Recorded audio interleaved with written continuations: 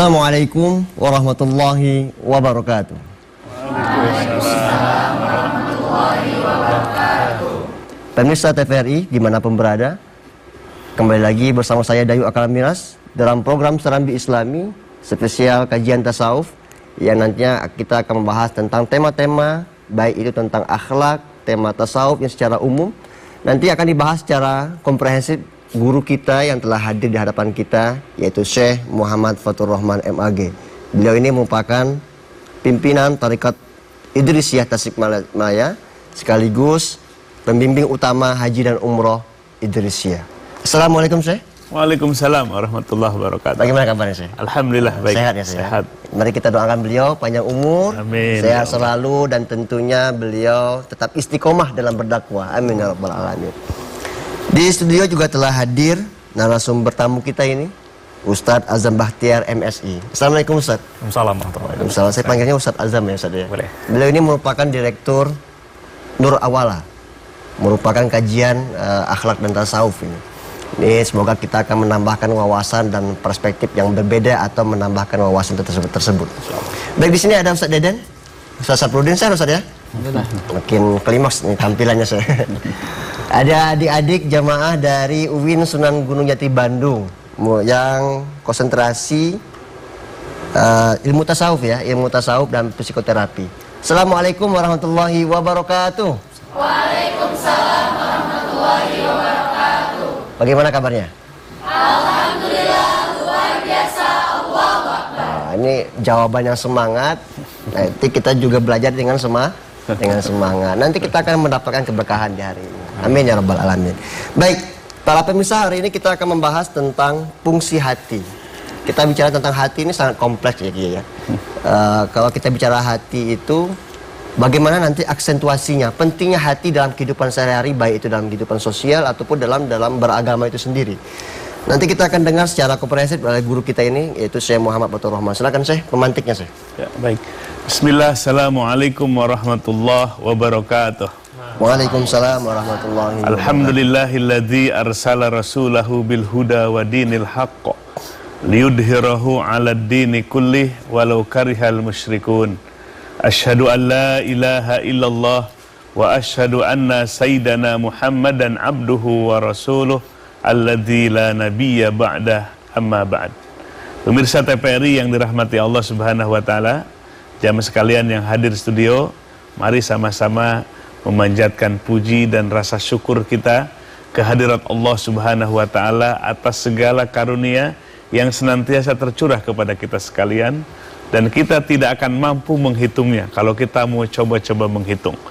Jadilah kita menjadi abdan syakuro, hamba yang senantiasa pandai bersyukur kepada Allah Subhanahu wa taala.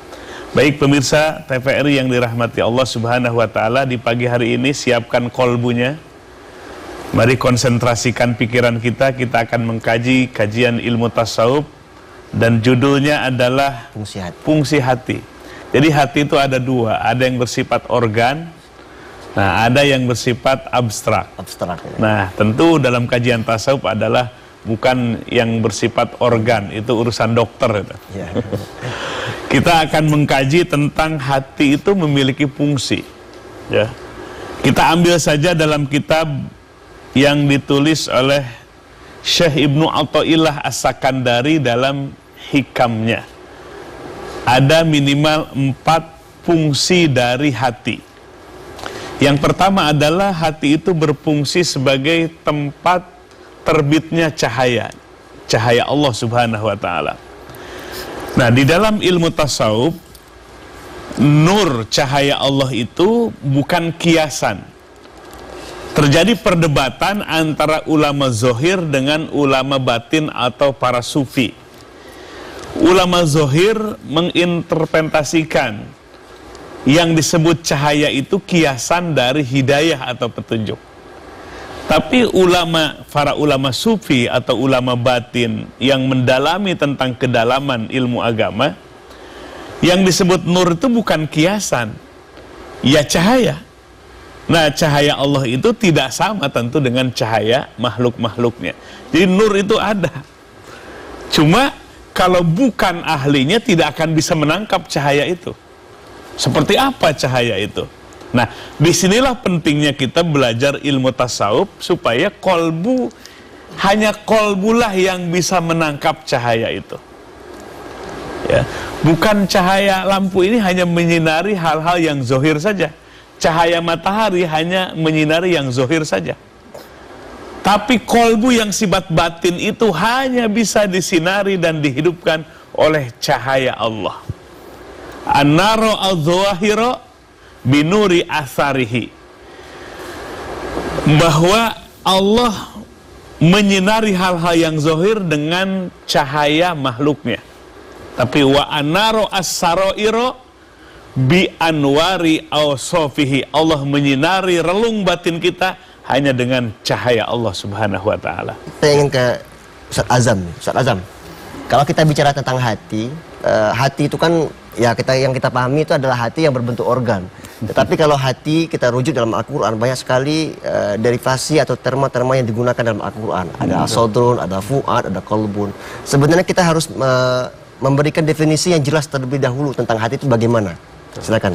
Ya, terima kasih Ustaz Dayu. Yang saya hormati Syekh Fathur Rahman. Di dalam kaidah fikih ada pernyataan iza wujidal ma' batalat tayammum. Kalau ada air, tayamum batal. Betul. Di sini sudah ada Syekh Fathur Rahman. Seharusnya saya tidak perlu bicara. Tapi karena amanah dari beliau, saya diminta bicara, saya akan bicara dalam kadar sebutlah ini semacam catatan kaki saja. Jadi luar biasa sudah dikutip oleh Syekh dari Ibnu Athaillah As-Sakandari tentang hati ya.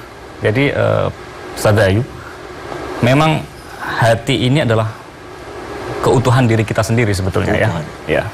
Jadi istilah qalb, sadr, fuad, lub dan sebagainya dalam Al-Quran ya, atau misalnya di Ihya Imam Al-Ghazali menyebut 4 ya, ada ruh, ada qalbun, ada akal, dan ada sadr ya. Masing-masing tadi disampaikan juga memiliki 2 sisi yang sifatnya organ, tubuh fisik, dan sisi yang sifatnya batin. Kalau mengacu kepada Imam Al-Ghazali, kita tahu hati itu didefinisikan sebagai latifah ruhaniyah rabbaniyah, sesuatu yang realitas yang sifatnya lembut sekali, tetapi dia sifatnya ruhani ya, ruhani, jadi non materi bukan materi, dan sifatnya rabbani, terhubung dengan ketuhanan. Itu adalah identitas diri kita sesungguhnya. Identitas. Ya. Dan memang ada hubungannya dengan hati yang fisik ya, yang disebut sebagai qalb as-sanubari itu dalam bahasa Arab. Hubungannya tadbir. Nah, jadi kita tidak bisa mengatakan hati sebagai sesuatu yang terpisah sepenuhnya dengan diri fisik kita ya. Tapi itu ya menyatu, dan karena itu misalnya dalam Islam kita dilarang makan makanan yang haram, minuman yang haram, karena punya dampak kepada hati yang sifatnya rohani. Oh, jadi kata Mas Azam tadi itu adalah banyak sekali derivasi yang dijelaskan dalam Al-Quran itu sendiri, tetapi memiliki semacam sertifikasi ya, perjenjangan ya. Betul. Padahal kalau sodrun dan fuad dan kolbun itu adalah tahapan-tahapan hati itu sendiri ya, yang menjadi yang dari yang awalnya adalah yang biasa menjadi yang luar biasa gitu ya saya. Tadi saya bisa lebih lanjut saya tentang fungsi hati itu selain bisa memberikan wadah cahaya itu bagaimana sih? Ya, jadi kolbu itu memang harus punya perhatian penting. Ya, biasanya orang sering perhatiannya ke fisik atau ke kolbu. Ya, itu kalau untuk rawat kulit namanya apa namanya? Skincare. Berapa biayanya kan? Mahal sekali. Nah, kolbu ini sesuatu yang abstrak, makanya perlu perhatian. Nah, kolbu ini tadi fungsi yang pertama adalah tempat terbitnya cahaya. Cahaya Allah terbit. Nah, bagaimana cara memfungsikan supaya hati kita ini menjadi tempat terbitnya cahaya Allah? Beliau mengatakan kaifa yusriku qalbun suwarul akwan muntabi'ah fi mir'atihi. Bagaimana hati kita akan bersinar sementara gambaran-gambaran dunia itu begitu lengket di dalam cermin hati kita. Jadi dalam ilmu tasawuf hati itu kayak cermin. Nah, cermin itu tentu apa yang ada dalam hati kita yang selalu kita cintai itu akan terwujud di dalam cermin. Nah, maka oleh sebab itu hati itu harus dibersihkan dari gambaran-gambaran dunia. Nah, ini kembali konsentrasi ilmu tasawuf. Ya, tentang hati jangan sampai hati itu terpatri dunia di dalam kolbu kita. Makanya sering nih sudah dibahas juhud lagi, nggak habis-habis saking susahnya juhud itu. Iya. Ya, karena ruh manusia di sana ada kolbu itu kan ditiupkan oleh Allah, mengandung nilai tauhid di dalamnya dan sudah musyahadah menyaksi kepada Allah sebelum ditiupkan ke dalam jasad kita. Tapi ketika ruh atau kolbu itu dibungkus dengan jasad, lahir ke dunia, ini banyak manusia yang tidak seimbang. Dia melupakan aspek ruhaninya, aspek kolbiahnya, sangat mementingkan terhadap kebutuhan fisik atau jasmaninya. Nah, pada gilirannya kolbu itu tidak akan berfungsi untuk memantulkan tempat berlabuhnya cahaya Allah Subhanahu wa ta'ala. Jadi fungsi kolbu sebagai tempat terbitnya cahaya apabila kolbu itu bebas dari gambaran-gambaran dunia. Jadi harus dibersihkan dari tadi hubud dunia itu, cinta kepada dunia. Jadi kalau udah cinta itu, cinta dan memiliki ini sudah sangat bahaya. Ya. Maka yang enak tuh sebetulnya hidup itu seperti tukang parkir. Bener nggak? Kok karena nggak mau jadi tukang parkir ya? Ya, tukang parkir tuh maksudnya bukan tukang parkirnya tapi hatinya. Jadi punya tempat parkir yang luas, datang mobil merah, mobil mahal, nggak jadi sombong gitu, membusungkan dada, enggak, biasa-biasa aja. Bukan punyanya ya saya. Ya, karena kenapa? Tidak merasa memiliki, hanya titipan saja. Lalu mobil mewah itu keluar dari parkiran, nggak sedih gitu, tukang parkir. Kenapa? Karena memang nggak merasa memiliki. Itu sebetulnya penting tuh filosofi jadi tukang parkir itu. Jadi semua yang Allah titipkan, kolbu kita jangan merasa memiliki. Kalau dalam ilmu fikih kita sah memiliki. Ada bab waris, ya, ada bab hibah, pemberian. Jadi kita memiliki itu. Tapi ingat, kita harus belajar ilmu tasawuf tentang kolbu, jangan merasa memiliki. Sebab Allah mengklaim lillahi ma fis samawati wa ma fil ardi. Milik Allah apa yang ada di langit dan apa yang ada di bumi. Apa milik kita? Nah, dibuktikan bahwa kita tidak memiliki apa-apa secara hakiki. Nah, jadi kalau orang merasa memiliki dan mencintai, siap-siaplah dengan penderitaan di saat kematian nanti. Kenapa? Karena pasti akan berpisah dengan apa yang kita cintai. Jadi yang pertama, fungsikan kolbu kita sebagai tempat datangnya cahaya Allah. Dengan cara bersihkan kolbu kita dari gambaran-gambaran dunia, buang namanya satu hubud dunia. Catat yang kedua hubul jah, cinta dengan pengikut, cinta disanjung-sanjung. Ya kalau di medsos like, seneng amat gitu. Padahal cuma like begitu. Kemudian hubbur riasah, gila dengan kekuasaan. Apalagi menghadapi tahun politik nih.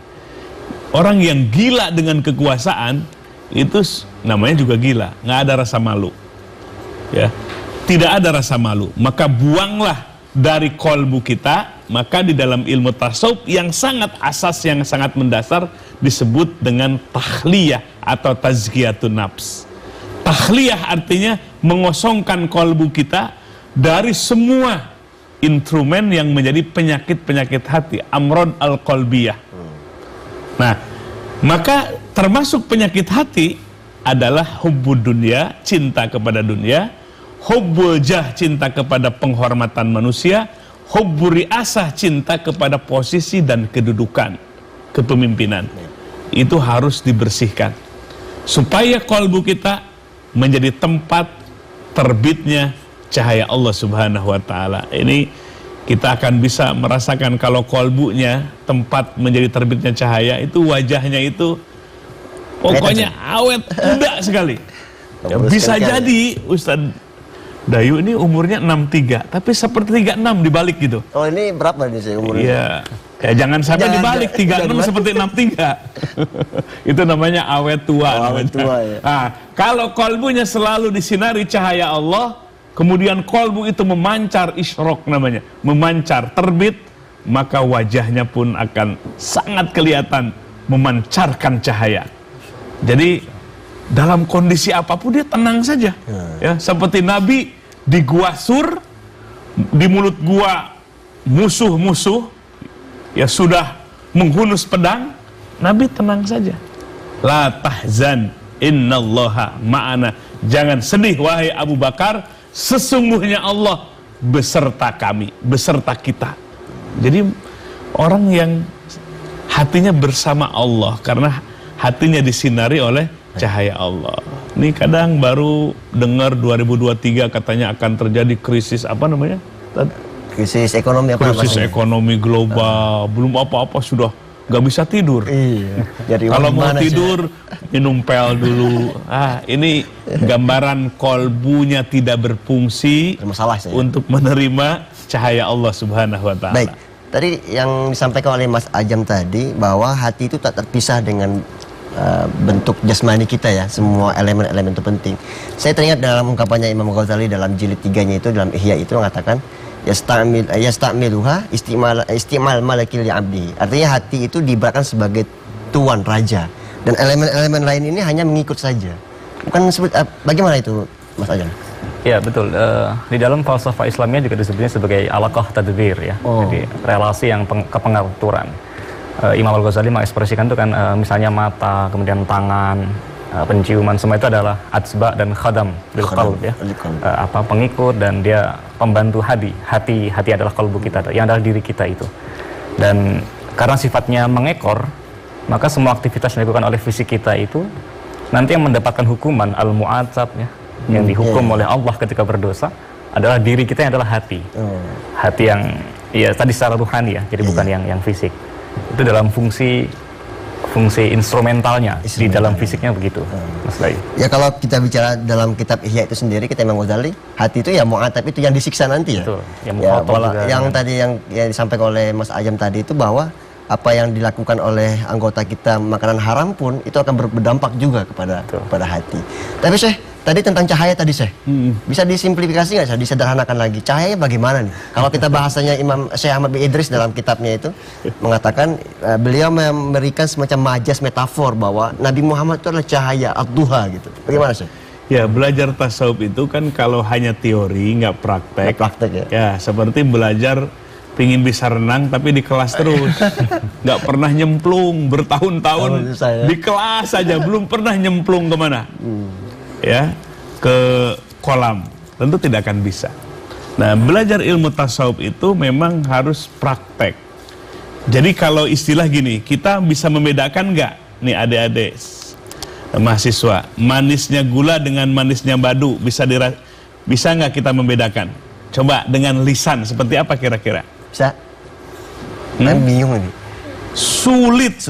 Bagaimana kita mengungkapkan bedanya manis gula dan madu? Yang mudah apa? Tinggal dicocol saja.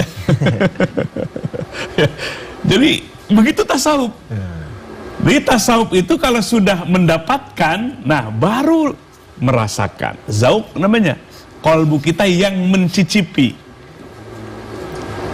Jadi membedakan manisnya gula dengan madu bukan dengan teori tapi dengan praktek dan dirasakan oleh lidah sendiri. Begitulah tasawuf bisa dirasakan dengan kolbu sendiri ketika kita mempraktekkan tasawuf dengan sebuah riyadhah dan mujahadah. Baru tasawuf itu dirasakan. Siapa yang akan merasakan? Kolbu. Kolbu merasakan namanya zauq. Zauq itu kolbu yang merasakan, termasuk menyaksikan cahaya Allah. Nah, cahaya Allah itu bisa disaksikan oleh kolbu kita. Nah, tentu kolbu yang mendapatkan penempaan, riyadhah, pelatihan dan pelatihan. Nah, maka oleh sebab itu ini bagaimana tadi caranya? Syekh Ibnu Athaillah mengatakan jangan sampai kolbu kita di situ ada gambaran-gambaran duniawi. Artinya dunia itu jangan dicintai dan rasa dimiliki. Ketika terbebas, maka kolbu itu akan berfungsi sebagai tempat terbitnya cahaya Allah Subhanahu wa taala. Mas Ajam, kira-kira ada nggak tips-tips untuk bisa mewaspadai hal-hal yang bisa merusak hati ini? Gimana Ustaz? Ya, terima kasih Mas Dayu. Sebetulnya ada banyak kiat dan cara yang diajarkan oleh guru-guru tasawuf ya untuk menata hati, membeningkan hati. Tapi barangkali kalau kita bisa meminjam salah satu ucapan dari Maulana al-Imam Abu Madian Syuaib, guru dari Syekh Akbar Ibn Arabi, beliau mengatakan dalam hikamnya bahwa laisa lil qalbi illa wijhatun wahidah. Hati itu tidak punya kecuali satu arah yang akan dituju ya. Fa iza tawajjaha ilaiha hujiba an ghairiha. Kalau hati sudah menatap kepada satu realitas, dia terasingkan dari yang lain, tertutup. Kalau hati kita arahkan kepada dunia, tadi sudah disebut sebagai cinta dunia, ya kita akan terhalang dari menampak cahaya Allah gitu ya. Jadi pertama adalah bagaimana kita ya, diri tadi itu yang mengarahkan hati kita sebetulnya. Karena saking pentingnya itu.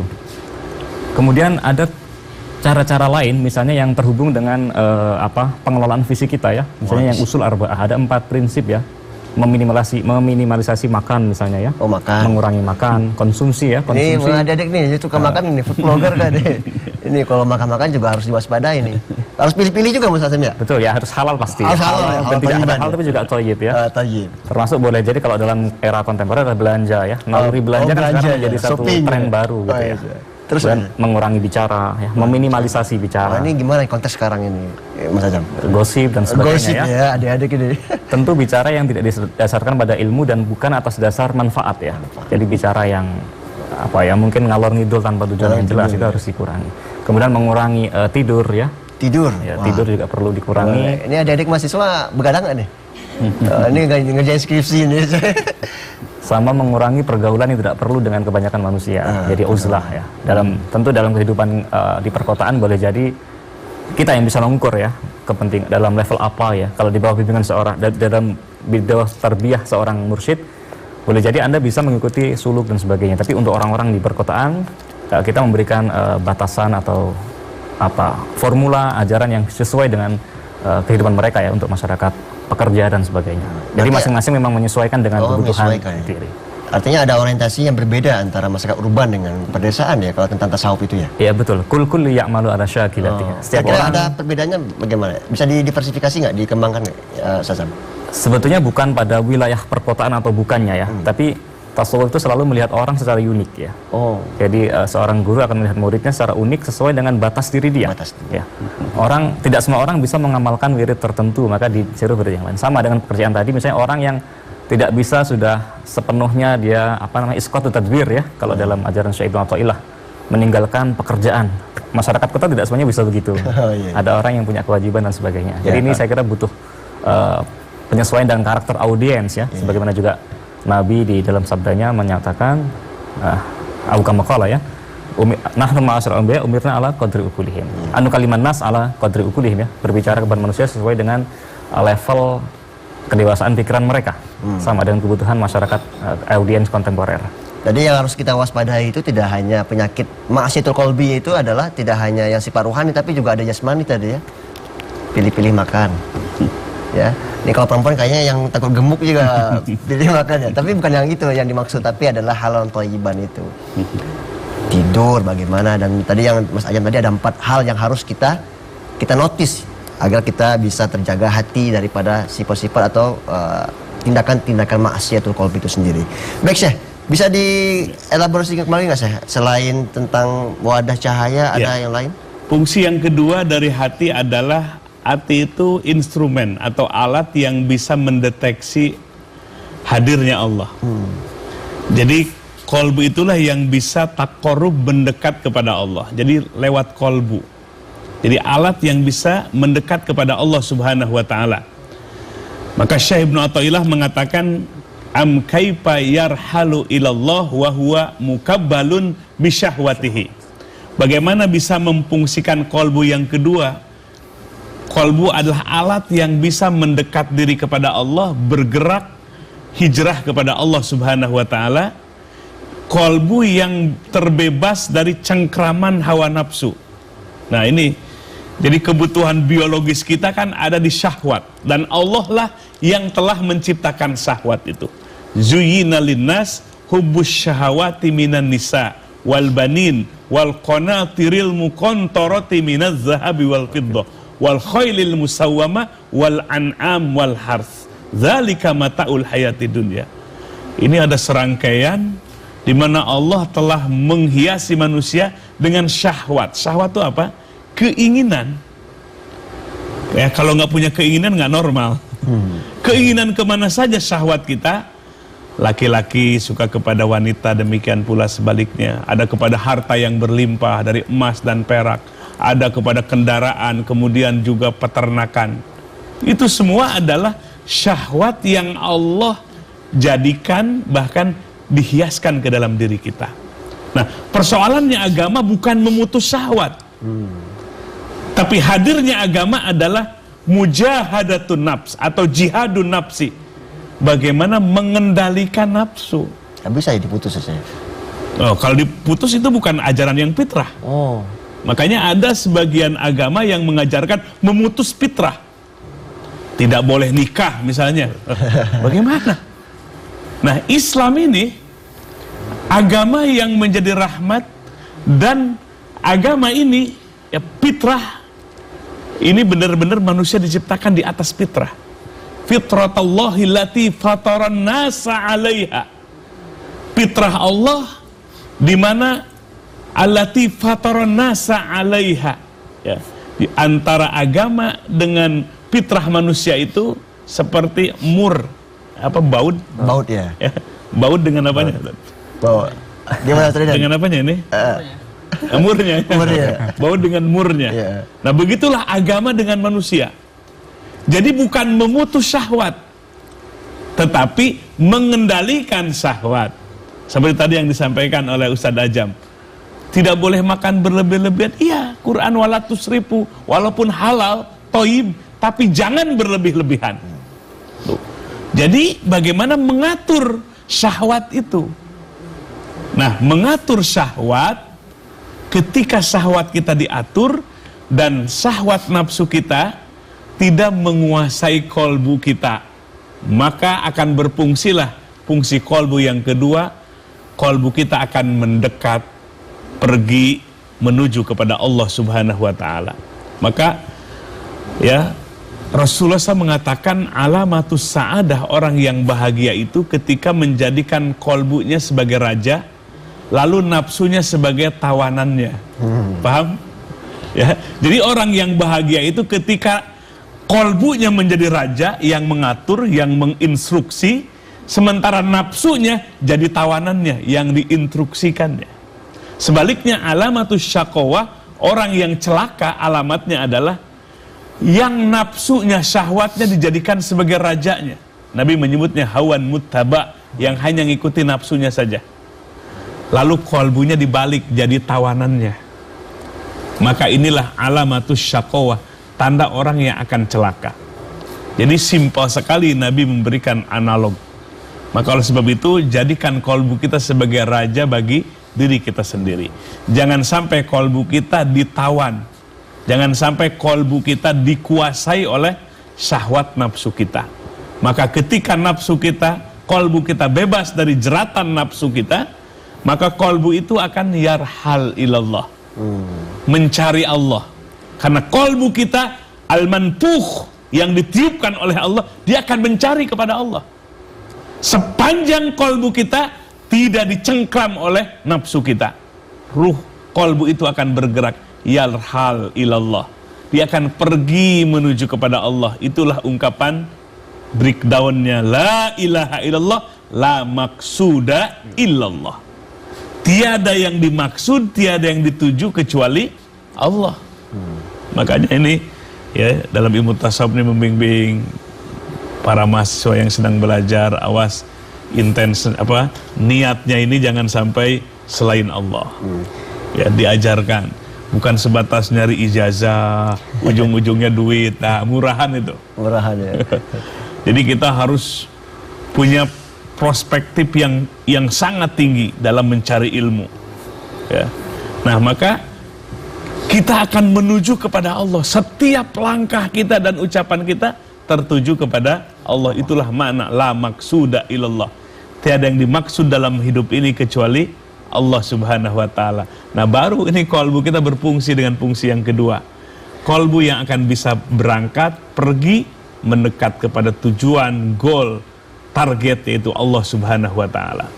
Ya, baik. Berarti yang kedua itu adalah litaqarrub ilallah ya, saya. Ya. Sudah diberikan tempat wadah cahaya, kemudian berfungsi untuk mendekatkan diri kita kepada Allah Subhanahu wa taala. Mas Azam bisa dielaborasikan tidak tentang fungsi hati? Mungkin dari ulama-ulama lain kah? Iya, tadi betul. Saya kira mustahil ya. Ilustrasi sederhana, bagaimana mungkin kita bisa ikut panjat tebing ya kalau kita membawa beban 100 kilo, malah justru kita akan jatuh ya. Sama, bagaimana mungkin kita kembali kepada Allah kalau terlalu banyak lumur dosa yang menyelimuti kita. Jadi mukabbal tadi disebutnya itu. Tetapi karena hati itu sifatnya abstrak, non materi, maka juga sebetulnya kita bisa mengisi aktivitas yang tampaknya itu adalah profan ya, diubah menjadi sebuah ibadah dan akhirnya menjadi amal yang sifatnya positif ya. Ada hadis yang terkenal ya, au kama qala, Nabi mengatakan bahwa kam min amalin yatasawwaru min amali dunya ya, min ahli dunya, padahal betapa banyak amal yang tampak sebagai amal ahli dunia, tetapi dia ternyata adalah amal akhirat. Misalnya kepemilikan. Kepemilikan itu tidak dilarang oleh Islam ya. Muamalah itu fikih yang mengatur kepemilikan antara lain. Anda boleh kaya tentu saja, dan tapi selama itu digunakan untuk membantu orang ya. Rumah besar digunakan untuk menjamu orang, melayani masyarakat, fuqara wal masakin dan sebagainya. Alhasil amal-amal yang tampaknya profan, duniawi, itu bisa kita ubah, kita transformasi dengan niat untuk sampai kepada Allah. Dan ini menjadi tahliyah akhirnya bagi hati. Hati dihiasi sehingga bisa kembali kepada Allah dengan membawa banyak tabungan pahala. Begitu juga tadi bagaimana sikap kita kepada benda ya. Tidak ada jaminan bahwa orang yang kaya lalu dia ada cinta dunia. Tidak ada jaminan ya. Maka misalnya ayat Al-Quran yang pendek tapi sangat tepat itu menggambarkan ada likai la ta'saw ala ma fatakum wa la tuhibbu bima atakum. Engkau tidak putus asa kalau gagal mendapatkan sesuatu, dan engkau tidak terlalu euforia kalau mendapatkan sesuatu. Kalau kita masih di dua batas itu tampaknya memang masih ada attachment ya, keterikatan hati kita dengan benda. Dan ikatan itulah yang membuat penilaian menjadi negatif. Jadi disampaikan oleh Syekh itu. Jadi saya selalu ingat doa yang disampaikan oleh almarhum kiai saya, Syekh Yusuf Muhammad.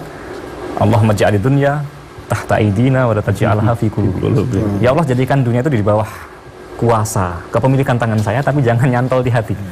Tapi kalau kita letakkan kepada dasarnya, asasul asli itu dasarnya Mas Ajam, hati itu sebenarnya di posisi mana, kotor atau tidak? Kalau kita bicara tentang pandangannya Imam Ghazali bahwa hati itu terhijab.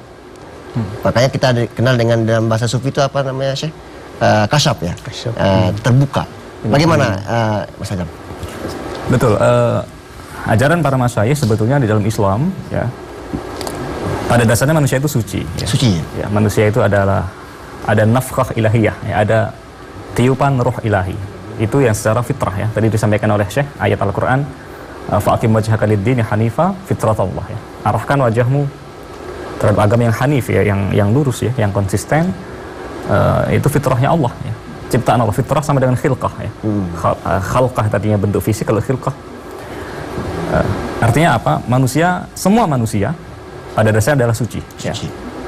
Dan di alam alas itu, di alam primordial, alam sebelum kita dilahirkan secara fisik, ada perjanjian. Allah memberikan kesaksian, apakah aku Tuhan alas itu bila berkum? Semua manusia, bukan hanya orang Islam. Qalu bala syahidna ya. Bala, pernyataan mengkonfirmasi. Betul, kami bersaksi. Tapi setelah kita masuk ke dalam fisik, banyak hal, godaan, banyak cobaan, banyak kepentingan yang lalu mengalahkan, menggeser orientasi hati kita.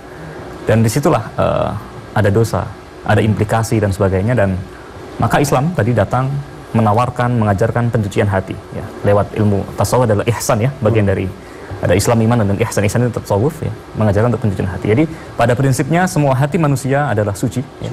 Semua manusia apapun agamanya adalah suci. Lalu interaksi dengan fisik itu yang nanti, dan keputusan kita yang mulai menodai hati, dan di situ kita harus mengarahkan kembali menjadi suci. Itu tugas tasawuf. Mengembalikan fungsi hati yang sebenarnya ya. Betul. Agar hati itu bisa terbuka daripada hijabnya. Betul. Baik, ada pertanyaan nih Syekh dari VT kita, silakan tampilkan. Assalamualaikum warahmatullahi wabarakatuh. Perkenalkan, nama saya Haji Makkah Saya adalah Ketua Lembaga Dai Kecamatan Moncolloe, Kabupaten Maros, Sulawesi Selatan. Dan juga pemirsa kajian Serambi Islam yang ada di TVRI. Mohon izin saya ingin bertanya, Syekh. Dalam Al-Quran, surat Al-A'raf ayat 179 disebutkan bahwa manusia yang tidak memiliki hati, mereka seperti hewan, bahkan lebih sesat dari hewan. Kenapa hati sebagai pembeda antara manusia dan hewan? Bukankah pembeda manusia dan hewan itu adalah akal atau pikiran manusianya? Mohon bimbingannya, Syekh. Terima kasih. Assalamualaikum warahmatullahi wabarakatuh. Waalaikumsalam warahmatullahi wabarakatuh. Silakan saya. Ya, baik pemirsa TVRI yang dirahmati Allah Subhanahu wa taala. Dalam Al-Qur'an disebutkan lahum qulubul la yafqahuna biha. Jadi orang yang tidak, kolbunya itu tidak berfungsi untuk memahami ayat-ayat Allah. Ulaika kal an'am balhum adallu. Bahwa mereka itu tidak ada ubahnya seperti binatang. Ya, binatang ternak, bahkan lebih sesat. Nah, kita lihat ungkapan Sayyidina Ali radhiyallahu an, bahwa Allah pertama menciptakan malaikat.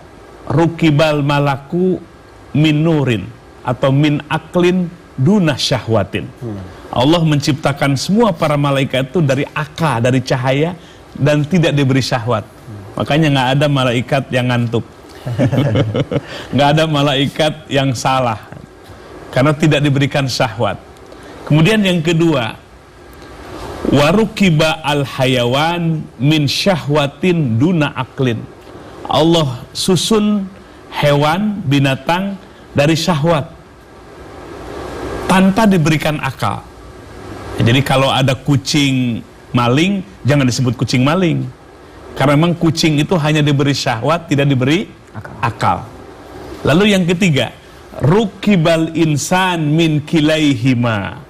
Allah ciptakan susun manusia dari kedua-duanya, diberi akal sekaligus diberi syahwat. Jadi manusia itu secara internal sudah jadi ujian. Ada syahwat, ada akal atau hati sama di situ. Nah, paman samat akluhu, barang siapa manusia yang akalnya, hatinya lebih tinggi, menguasai, pakanat fauqal malak, maka manusia itu martabatnya lebih tinggi dibandingkan malaikat. Jadi malaikat bisa kalah dengan manusia.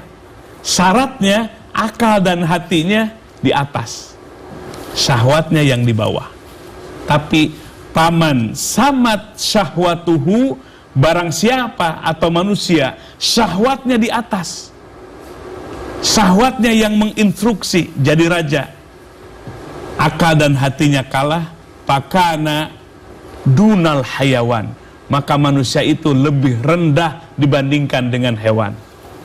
Jadi manusia itu bisa lebih tinggi daripada malaikat, sebaliknya bisa jatuh lebih hina, lebih rendah dibandingkan hewan.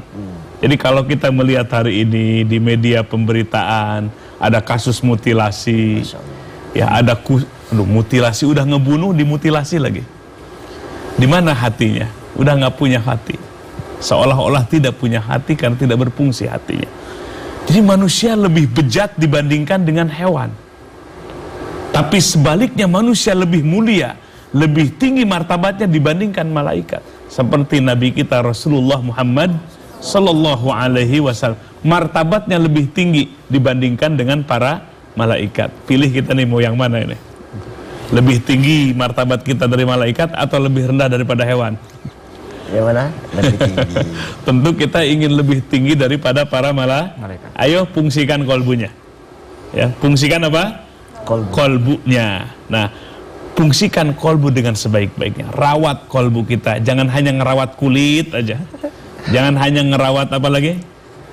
Ya, fisik aja. Kita perhatikan aspek terdalam. Al-qalbu huwa jauhadul insan. Para ulama sufi mengatakan kolbu itu adalah mutiaranya, sesuatu yang paling esensial dalam diri kita. Nah, jadi disinilah Al-Quran bahwa menyebutkan orang yang sudah hatinya tidak paham, hatinya tidak berfungsi, lebih rendah derajatnya dibandingkan dengan binatang ternak. Baik, ada yang mau bertanya? Wah, ini banyak sekali nih saya. Silakan. Assalamualaikum warahmatullahi wabarakatuh. Waalaikumsalam warahmatullahi wabarakatuh. Perkenalkan, saya Nita Sopianti, izin bertanya Syekh. Ya, silakan. Sebagaimana di dalam Al-Quran surat Asy-Syu'ara ayat 87 sampai 89 itu disebutkan bahwa pada hari dibangkitkan nanti harta dan anak itu tidak berguna di hadapan Allah. Ilaman atallaha biqalbin salim, kecuali orang-orang yang berhati bersih.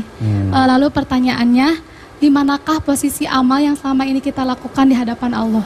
Terima kasih Syekh. Wassalamualaikum warahmatullahi wabarakatuh. Waalaikumsalam warahmatullahi wabarakatuh. Ini saya lempar ke Ustaz Azam ya. Ustaz Azam, bagaimana ini pertanyaan adik kita ini? Ini salah satu ayat yang menjadi klasifikasi ya, hati, qalbus salim, qalbul marid dan sebagainya. Tapi bagaimana tadi? Bukan amal. Bukan amal, ya. Amalnya kemana nanti, kemana? Betul. Pertama, secara hakikat ya, sebetulnya semua yang masuk surga itu adalah bifadlillah ya. Dalam i'tiqad Ahlus Sunnah wal Jamaah itu dukhulul jannah bifadlillah, dukhulun nar biadlillah. Masuk surga itu karena fadl ya, keutamaan Allah, karunia Allah, dan masuk surga juga karena keadilan Allah ya, bukan karena amal kita secara hakikat ya. Tapi kita tidak boleh ta'tilus syariah. Tidak boleh pandangan itu lalu membuat kita berpikir bahwa ya kalau gitu saya nggak usah beramal. Bukan ya.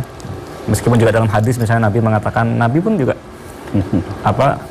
illa ayyataghammadani Allah bi rahmatihi, masuk surga karena rahmatnya Allah. Tapi itu sama sekali lagi tidak bisa dipahami dalam arti bahwa kita tidak usah beramal. Itu keliru ya. Karena syariat itu implikasi dari kita sebagai hamba yang berkesadaran tadi, punya qalbun yang salim, adalah menjalankan syariat. Nah, itu yang di dalam Sadiliyah disebut sebagai syuhudul minnah ya. Jadi kemampuan kita untuk beramal baik, bahkan kita bisa hadir dalam majelis yang mulia ini, itu kan hanya mungkin terjadi sebab fadl dari Allah. Sebenarnya semua fasilitasnya dari Allah. Jadi hampir tidak ada yang kita serahkan, yang kita berikan. Per nafas semua kita dari Allah. Maka semua kebaikan yang kita jalankan sesungguhnya juga berasal dari Allah. Jadi sekali lagi biqalbin salim ya, dengan hati yang selamat, hati yang bersih, itu tidak bisa dipahami lalu amal tidak penting, bukan. Amal sangat penting ya. Amal itu yang mendorong kita untuk membersihkan hati ya. Hati diasah, ditempa dengan amal, dengan riyadhah ya, dengan mujahadah dalam bentuk yang macam-macam. Baca Al-Quran itu semua adalah amal. Amal yang kita berikan. Amal baik sifatnya positif ya, afirmatif, kita memberikan sesuatu, atau amal dalam bentuk negasi, peniadaan. Misalnya puasa. Puasa itu kan ibadah tarkiyah. Kita tidak melakukan apa-apa, tapi itu dinilai sebagai satu bentuk ibadah. Beda dengan sholat, sedekah, zakat dan sebagainya, ada aktivitas dari kita. Jadi dua-duanya penting dalam konteks untuk menyucikan hati, menempa hati. Jadi mohon jangan dipahami sekali lagi dengan tetap mengakui, meyakini, mengimani bahwa masuk surga adalah fadlnya Allah, masuk neraka adalah adilnya Allah. Sekali lagi, amal bukan tidak penting, tapi sangat-sangat penting sekali. Masuk surga karena fadlnya Allah, keutamaannya Allah, tapi masuk neraka karena adilnya Allah. Di sini ada yang bertanya lagi, silakan.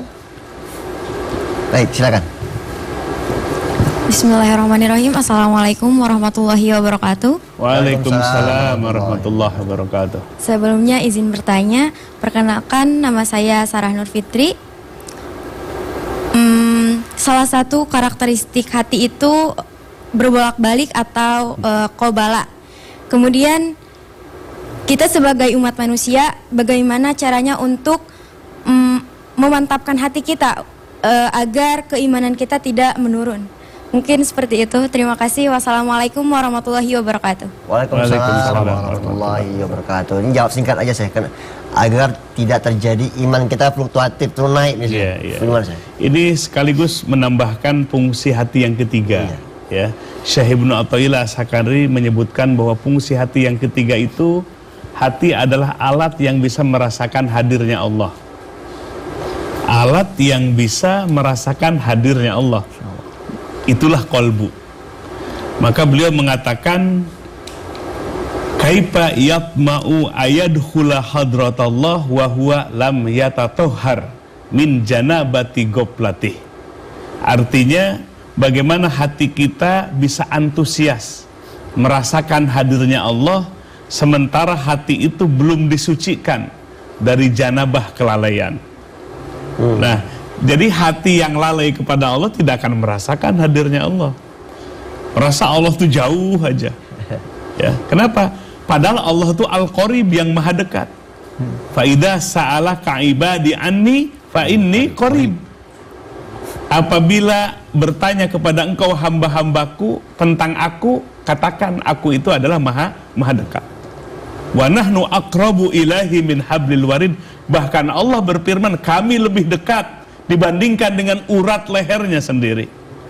Nah, qalbu akan mendeteksi dan merasakan hadirnya Allah, hudurul qalbi ma Allah, apabila qalbu itu disucikan dari junub kelalaian. Nah, sekarang nih mahasiswa yang hadir, hati kita sering zikir atau sering lalai. Al-Quran menyebutkan wala takun minal ghafilin. Janganlah engkau termasuk orang-orang yang hatinya lalai. Kelalaian hati membuat lalai semua panca indera kita. Nah, jadi kelalaian hati ini harus dibuang, diganti menjadi hati yang selalu ingat, yang selalu zikir kepada Allah. Maka ketika kita beriadah itu sebetulnya adalah salah satunya tilawatul azkar, membaca zikir-zikir yang khusus. Maka qalbu itu akan berfungsi merasakan hadirnya Allah. Innamal mu'minuna alladzina idza dzukirallah wajilat qulubuhum. Sungguhnya orang yang beriman ketika disebut nama Allah bergetar qalbunya. Jadi qalbunya berinteraksi dengan keagungan Allah Subhanahu wa taala. Jadi hati harus merasakan kehadiran Allah Subhanahu wa taala. Ini ada yang masih bertanya nih adik-adik. Wah, masih banyak ini. Silakan. Ya, bismillahirrahmanirrahim. Assalamualaikum warahmatullahi wabarakatuh. Waalaikumsalam warahmatullahi wabarakatuh. Sebelumnya perkenalkan saya Vina Srilandari. Izin bertanya Syekh. Ya, silakan. Segala tindakan kejahatan yang berasal dari hati, yaitu dengki ya. Dan di mana itu seperti, tetapi kenapa sih punishment atau hukumannya di dunia ini atau di kehidupan kita ini hanya memfokuskan pada hukuman fisik gitu, seperti itu di penjara gitu. Itu bagaimana ya Syekh? Terima kasih. Wassalamualaikum warahmatullahi wabarakatuh. Waalaikumsalam warahmatullahi wabarakatuh. Ada nggak di dalam kajian sufi gitu hukuman yang paling berat gitu? Atau bagaimana? Silakan Mas. Konteksnya dari hukuman ya, punishment. Ya, punishment. Sebetulnya menurut saya itu tidak hanya fisik ya. Meskipun kita tahu kejahatan bermula dari hati ya, lalu mengontrol pikiran, lalu aktivitas aksinya pada tindakan fisik ya. Hukuman sejauh yang kita lihat misalnya terlihat fisik, tetapi sesungguhnya tidak. Misalnya orang di penjara itu juga memberikan efek jera ya. Dia diasingkan dari kehidupan biasa. Itu efek psikologis. Psikologis. Ya. Kita tahu dulu misalnya kebijakan penjajah dulu. Cara menghukum itu bukan dengan membunuh ya. Kalau untuk tokoh terpandang, tapi diasingkan, dibuang dari tempat lahir dia, dibuang ke tempat lain. Bahkan tidak diberikan bahan bacaan buku atau gimana. Betul, itu bahaya juga ya. Bagi kaum sufi misalnya tidak ada hukuman yang lebih pedih dari rasa ditinggalkan oleh Tuhan ya. Misalnya Syekh Akbar Ibnu Arabi misalnya menyebut tidak ada ayat yang lebih berat yang didengar oleh kaum sufi melebihi ayat yang berbicara wa ufu bi ahdi ufi bi ahdikum ya. Jadi tunaikan janjiku, aku akan tunaikan janjiku kepada Allah. Tunaikan janjimu ya, janji kita sebagai manusia kepada Allah. Karena seolah-olah di situ kita sedang menantang kehambaan kita. Ya, kehambaan yang harusnya tunduk di hadapan Allah, kita menantang itu, maka Allah mendegradasi dalam tanda kutip ya, menurunkan. Di situ ada perjanjian antara Tuhan dengan kita. Tunaikan janjimu, aku penuhi janjiku, janji Allah. Jadi perjanjian itu harusnya setara. Mana mungkin kita setara dengan Tuhan ya? Tapi di situ Allah seolah-olah mendegradasi, menurunkan dirinya. Lalu dalam traktat itu terjadi perjanjian, kamu penuhi janjimu, aku penuhi janjiku. Allah bilang begitu. Jadi seolah-olah kita setara dengan Tuhan. Jadi ini semacam, mohon maaf, semacam rasa kurang ajar yang luar biasa dari seorang hamba, sehingga Allah perlu berfirman demikian. Kenapa terjadi? Karena kita sudah melanggar batas, melampaui batas diri, kita melepas, kehilangan rasa kehambaan kita. Jadi itu berat bagi kaum sufi. Tapi kalau kita melakukan kejahatan, kalau untuk memperbaikinya, Apa cukup dengan taubat atau bagaimana? Atau bisa dielaborasi kembali tentang taubat itu sendiri, Ustaz? Kalau hubungannya dengan hakul adami, tentu tidak hanya Harus dengan minta taubat maaf, ya. Tentu ada klasifikasi dalam hukum fikih ya. Iya. Misalnya hutang segala macam yang tidak bisa dengan hanya minta maaf ya. Tentu bisa diikhlaskan atau sodak ya bagi pelaku. Tapi alhasil rinciannya tentu lebih detail. Tapi ada hal-hal yang harus ditunaikan secara fisik ya hukuman. Ada hal-hal yang pasti nanti kalau terkait penyucian hati tidak cukup dengan fisik. Hati harus ditunaikan dengan taubat ya, dengan menyadari. Kemudian secara umum biasanya dengan berikrar untuk tidak mengulangi kembali ya, tidak mengulangi kembali dan sebagainya, istighfar, berbuat baik ya. Misalnya bagaimana kalau kita berbuat jahat kepada orang yang katakanlah punya tanggungan tapi dia meninggal dan ada dampak-dampak sosial yang luar biasa, kita malu segala macam sehingga tidak memungkinkan untuk bertemu apalagi sudah meninggal. Biasanya selain istighfar ya, kita dianjurkan untuk bersedekah atas nama orang tadi dan sebagainya. Ada banyak aturan-aturan dalam fikih ya, tapi itu klasifikasinya sangat luas. Setidaknya bisa diberikan semacam apa? Edukasi juga perlu tidak? Sangat perlu, saya kira perlu ya. Ada satu nazom bait puisi dalam Diwan Ibnu Arabi itu yang saya kira sindiran ya. Beliau mengatakan bizikrillahi tazdadu dzunub ya. Dengan berzikir kepada Allah dosa bertambah. Dosa bertambah. Aneh ya. Aneh ya. Kelihatannya aneh. Masa ya zikir harus dapat pahala? Bizikrillah tatmainnul qulub dalam ayat Al-Qur'an ya. Kenapa dosa bertambah? Maksudnya bagi kaum arif tentu saja mungkin kita belum di makom itu ya. Orang zikir tuh ingat tuh setelah lupa. Artinya apa? Lupa itu seolah-olah sebuah dosa besar bagi orang-orang suci ini. Maka mengingat berarti ada satu jeda. Satu jeda setelah sebelumnya lupa. Maka orang yang sepanjang nafasnya dia adalah ingat kepada Allah, hudur tadi disebut hudur ya, fi hadratillah, tidak mungkin lupa. Jadi tidak disebut berzikir dalam makna ingat setelah lupa yang adalah dosa bagi kaum suci. Ada tambahan tidak Syekh tentang pelayan tadi Syekh? Ya, jadi dalam dunia tasawuf itu mengenal makom. Likuli makolin makomun. Setiap perkataan itu ada makomnya. Jadi memang itu yang susah dikejar. Makanya banyak orang yang menuding bahwa ajarannya Syekh Ibnu Arabi sesat dan yang lain-lainnya. Padahal beliau berbicara pada makomnya, pada kapasitasnya. Nah, yang terpenting kita itu memahami itu. Jangan sampai kita mudah menuding karena kita tidak memahaminya, padahal kita yang bodoh, belum nyampe ilmunya ke situ. Nah, jadi ya kata para Sufi mengatakan istighfari yahtaj ila istighfar. Baca istighfarku ini membutuhkan istighfar yang lain. Jadi taubatnya aja harus ditobati lagi, bayangkan. Jadi bukan mentobati dosa lagi kata para kaum Sufi. Taubatnya aja mesti ditobati lagi. Bayangkan ini makom yang sangat tinggi sekali. Karena zauq ini sesuatu yang dirasa, bukan yang dipikirkan. Nah, banyak orang belajar tasawuf dari sisi pendekatan burhaniyah dengan cara membaca semata. Tanpa mencari mursyid, tanpa dia beriadah dan bermujahadah. Maka halatnya itu tidak akan meningkat. Kondisi batinnya itu tidak akan meningkat. Nah, ketika contoh misalnya dalam kitab Al-Qushairiyah, man zayyana zahirahu bil mujahadah, hassanallahu batinahu bil musyahadah. Barang siapa yang mampu menghiasi panca inderanya dengan mujahadah. Arti mujahadah itu apa? Fungsikan dengan baik. Mata jangan sampai melihat yang diharamkan. Mulut jangan sampai berkata yang diharamkan. Dia terus menjaga, menghiasi panca inderanya dengan mujahadah. Apa hasilnya? Hassanallahu batinahu bil musyahadah. Maka Allah akan perindah, perelok kolbunya, batinnya, musyahadah, bisa menyaksi kepada Allah Subhanahu wa ta'ala, merasakan hadirnya Allah Subhanahu wa ta'ala.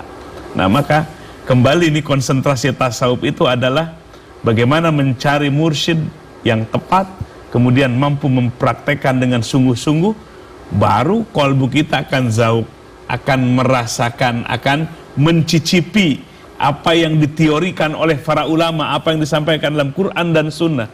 Itu semua baru akan kita merasakannya. Itulah yang disebut dengan buahnya. Di sini Ustaz Dedan, Ustaz Saprudin mau bertanya? Ya, boleh. Silakan Ustaz Saprudin. Ya, bismillahirrahmanirrahim. Assalamualaikum warahmatullahi wabarakatuh. Waalaikumsalam. Para sadis semua, bismillahirrahmanirrahim. Ada pertanyaan menarik dalam sebuah hadis itu kan gini.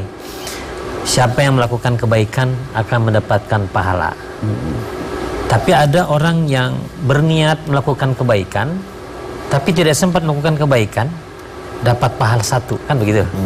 Sebaliknya ada orang yang melakukan kejahatan akan mendapatkan nilai dosa 1. Tapi ketika orang berniat melakukan kejahatan tapi tidak sempat melakukan kejahatan, tidak dicatat sebagai dosa. Nah, pertanyaannya berhubungan dengan ilmu tasawuf, kita harus menjaga hati. Sementara di hadis disebutkan orang yang berniat jahat saja kemudian tidak jadi melakukan kejahatan, tidak dicatat dosa. Bagaimana orang tasawuf dengan menjaga hati, tidak boleh buruk sangka, tidak boleh hasad. Sementara tadi di hadis kau berarti berhasad saja, hasad artinya iri, dengki, tidak berdosa kalau begitu. Bagaimana memahami hadis itu? Ya. Jadi kita mesti membedakan yang disebut dengan amrod al-qalbiyah dengan amalan biasa. Amrod al-qalbiyah itu penyakit hati yang 10 kata Imam Al-Ghazali dalam Kitabul Arba'in. Itu sesuatu penyakit hati. Hasad misalnya, iri, dengki, kemudian takabur, sombong. Nah, itu semua adalah wilayah kolbu. Ketika itu ada, dia sudah berpenyakit dan dia sudah mendapatkan apa? Keburukannya. Keburukannya itu contoh misalnya, kalau yang namanya penyakit hatinya ria, ya amalnya habis. Kalau hasad, kita nih iri terhadap nikmat yang Allah berikan. Ya, saudara kita misalnya punya hadiah, dapat hadiah punya mobil, lalu kita yang iri, yang benci. Nah, itu apa yang efek yang akan terjadi? Amal kebaikannya habis.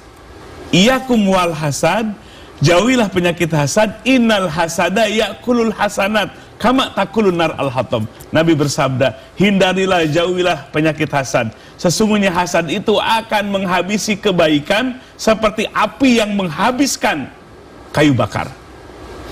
Jadi itu amrod al-qalbiyah. Beda dengan niat.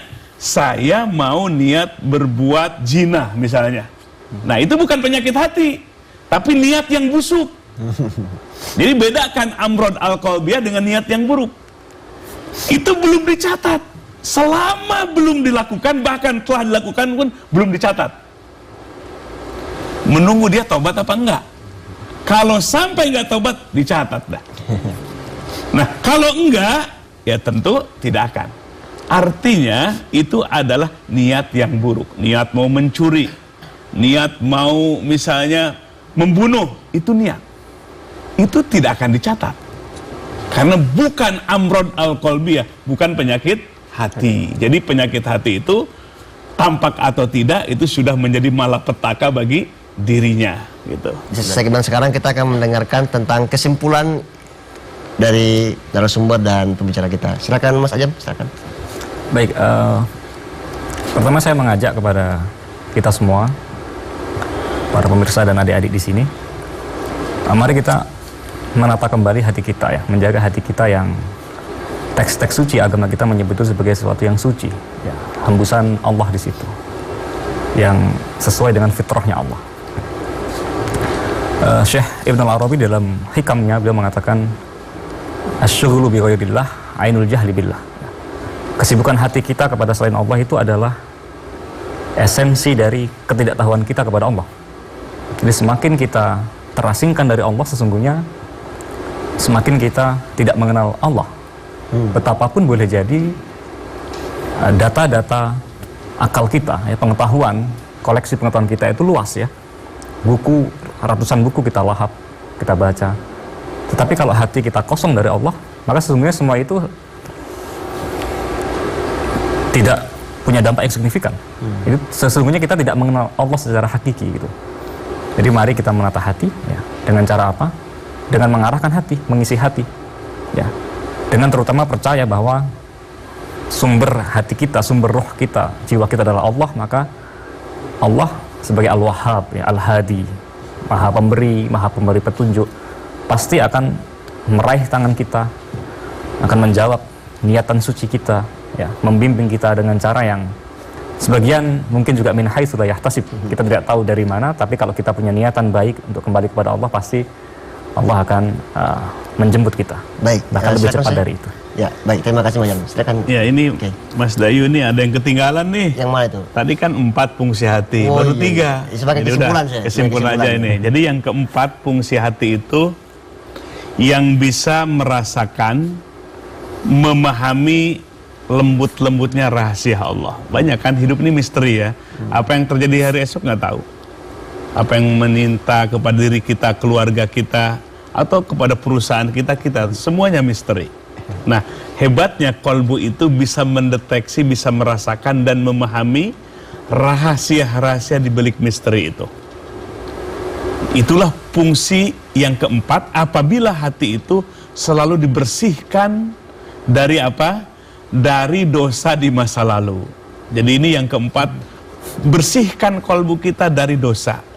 Sebab Nabi bersabda, kolbu itu seperti kaca, ketika kita berdosa, noda hitam menempel. Bersihkan dengan tobat, lalu kolbu itu akan berfungsi yang keempat, bisa merasakan dan memahami remutnya rahasia-rahasia Allah Subhanahu wa Ta'ala. Masya Allah. Baik, terima kasih Syekh. Ya. Ilmunya semoga bermanfaat ya adik-adik ya. Ustadz Azam, jangan kapok-kapok Ustadz Azam. Sering kesini Ustadz Azam ya. Ustadz Deden, Ustadz Sarfudin, sehat? Wah, ini diam. Terima kasih juga buat adik-adik dari UIN Sunan Gunung Jati Bandung.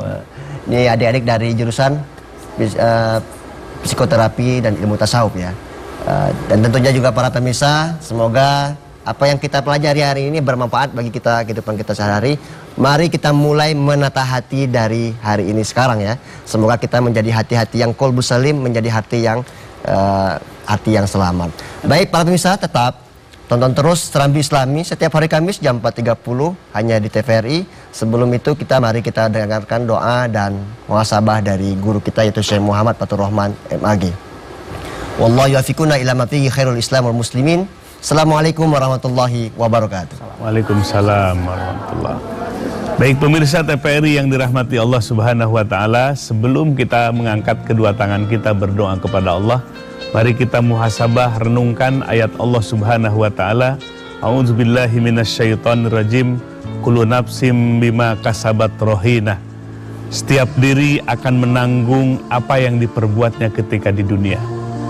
Inilah ayat yang menunjukkan bahwa kehidupan manusia akan berakibat.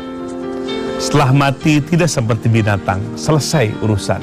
Tapi justru setelah kematian ini, kita akan mempertanggungjawabkan apa yang kita perbuat selama ini. Yuk kita evaluasi mata kita, apa yang selama ini kita lihat. Apakah kita sudah bisa menjaga mata kita dari apa yang dilarang, yang diharamkan oleh Allah Subhanahu wa Ta'ala. Mari kita periksa lisan kita, apa yang kita ucapkan selama ini. Apakah yang bermanfaat, berzikir kepada Allah, memberikan nasihat, memberikan ilmu, memotivasi kepada orang lain. Demikian pula tangan dan kaki kita. Ini semua akan dipertanggungjawabkan di hadapan Allah Subhanahu wa Ta'ala. Manusia yang sudah tulang belulang, bahkan sudah menjadi tanah, tersisa tulang ekornya. Dari situlah Nabi bersabda akan disusun kembali di hari kiamat nanti menjadi manusia yang seutuhnya. Dan terekam semua yang pernah diperbuat oleh manusia tidak akan terhapuskan. Betapa ketika kita, dosa yang kita lakukan ini terbawa ke alam kubur, betapa ruginya kita. Wal qabru sundukul amal. Alam kubur adalah petinya amal kita. Kita akan menemukan peti amal kita ketika kita sudah meninggalkan kehidupan dunia ini. Orang-orang yang telah mendahului kita hidup hayat al-barzakhiyah di alam barjah, di alam kubur. Mereka sedang merasakan, mereka sedang menikmati peti amalnya masing-masing. Maka oleh sebab itu, periksalah amal kita, kolbu kita yang akan menemani kita pulang kepada Allah Subhanahu wa Ta'ala. Baik, angkat kedua tangan kita, mari kita munajat kepada Allah. Penuh harapan kita kepada Allah Subhanahu wa Ta'ala. Allahumma salli ala Sayyidina Muhammadin nabiyil ummi wa ala alihi wa sahbihi wa sallim. Allahumma ja'alna hadina mahdiyin ghairadallina wala mudillin barrun rahimun jawadun karim. Allahumma aftah alaina putuhal anbiya wal awliya bijudika wa karamika ya arhamar rahimin. Ya Rob, ampuni seluruh dosa-dosa kami. Kami sadar kami hamba yang bergelimang dosa dan kemaksiatan. Kami tidak mampu menjaga mata dari apa yang Engkau haramkan, mulut apa yang Engkau haramkan. Ya Rob, kami tidak mampu menghitung dosa satu persatu saking banyaknya dosa yang kami perbuat dari mulai balik sampai pagi hari ini. Ya Rob, bersihkan kolbu kami dari seluruh amrod al-qalbiyah, penyakit-penyakit hati, penyakit ujub, bangga diri, takabur, sombong, ria ketika beramal, tidak ada keikhlasan tapi ingin dipandang oleh orang lain. Penyakit cinta kepada harta, cinta kepada penghormatan manusia, cinta kepada kedudukan dan posisi. Bersihkan kolbu kami ya Rob dari seluruh penyakit-penyakit hati. Ya Rob, ampuni dosa kedua orang tua kami, yang betapa besar jasa mereka, ibu yang telah mengandung, melahirkan, menyusui, merawat, ayah yang telah menafkahi, banting tulang peras keringat. Tak ada di antara mereka yang sudah pindah ke alam barzah. Ya Rob, ampuni dosa-dosa mereka. Jadikan alam kuburnya raudhatun min riyadil jannah, taman-taman surga yang membahagiakan mereka. Ya Rob, kematian adalah kepastian. Sebelum kami lahir ke dunia di usia 100 hari dalam kandungan ibu, Engkau telah tetapkan ajal kematian kami. Kami tidak bisa menghindar dari kematian. Persiapkan kematian kami supaya kematian indah. Mampuhkan lisan ini mengucapkan kalimah thayyibah, mengakhiri kalam dengan kalimah la ilaha illallah. Jauhkan kematian kami dari kematian su'ul khatimah. Rabbana hablana min azwajina wa dzurriyyatina qurrata a'yun waj'alna lil muttaqina imama. Ya Rabb, sinari dengan cahaya petunjuk-Mu keluarga kami. Jadikan anak cucu kami generasi yang berilmu, yang bertakwa. Di saat kami sudah ada di alam kubur nanti, ada mereka yang mendoakan kebaikan bagi kami. Ada mereka yang memakmurkan masjid, ada mereka yang berdakwah, ada mereka yang memberikan kemanfaatan kepada masyarakat yang lebih besar. Subhana rabbika rabbil izzati amma yasifun, wa salamun alal mursalin, walhamdulillahi rabbil alamin.